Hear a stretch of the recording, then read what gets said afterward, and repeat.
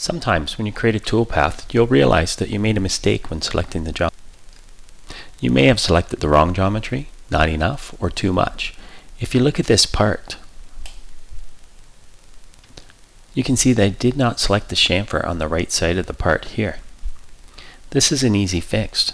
First, I'll select geometry for the contour toolpath.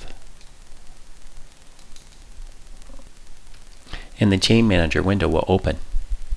Next, I'll select the selection tab, then add this geometry, go back to the chain tab, select chain 1 to ensure the arrows are correct. Notice how the red arrow has not changed its position and shows the tool will still not cut this chamfer. To make the tool cut this geometry, I'll scroll down in this window, click on this arrow to move the chain end point forward, and now all the geometry will be cut. If I want the tool to cut this geometry in the opposite direction, I can reverse the direction with this button. If I accept this, the tool will be cutting on the wrong side of the selected entities. I know this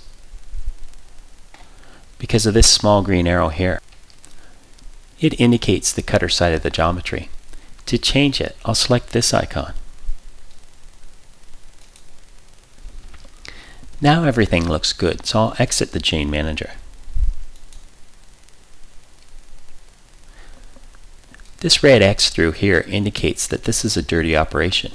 This is Mastercam telling me that I have made a change to the toolpath and it requires recalculation in order to be up to date. So I'll select Regenerate All Dirty Operations. And the cut lines now look correct. Since I'm happy with this toolpath, I'll go ahead and save my work.